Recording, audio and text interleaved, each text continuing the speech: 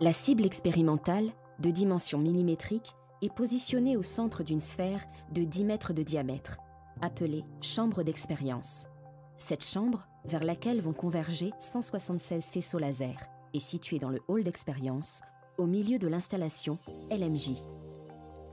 Le bâtiment de 300 mètres de long comporte 4 halls laser, où sont créés et amplifiés ces faisceaux. Les 176 faisceaux sont distribués 8 par 8, formant 22 chaînes laser. Regardons maintenant une de ces chaînes laser avec ses 8 faisceaux. Elle est constituée d'une longue structure de plus de 100 mètres contenant 2 sections amplificatrices alimentées par des bancs d'énergie périphériques.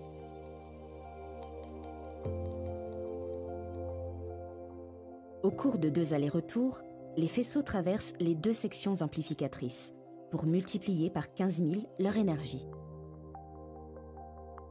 Les faisceaux amplifiés sortent ensuite du hall laser et sont transportés à l'intérieur de la chambre d'expérience.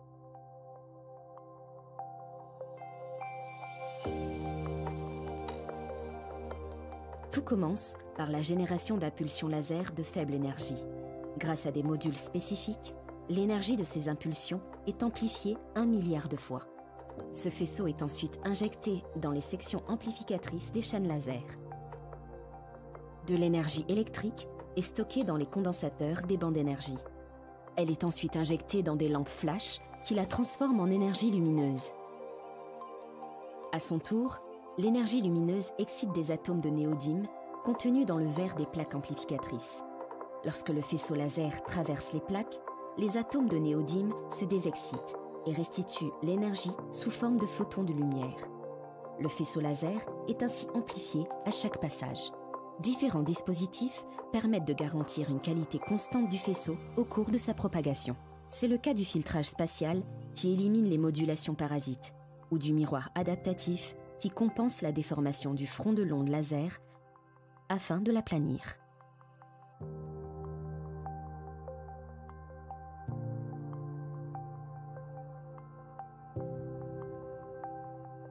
Les 2 allers-retours du faisceau laser se font grâce à un jeu de miroirs.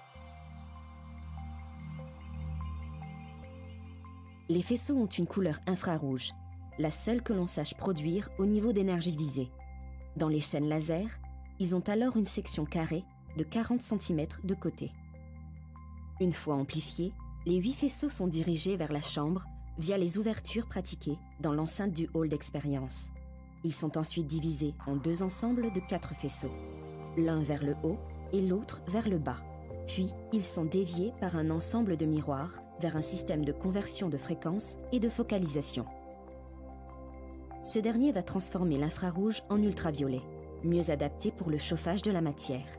Ce système va également focaliser les faisceaux, concentrant ainsi l'énergie sur de petites surfaces à l'intérieur de la cible.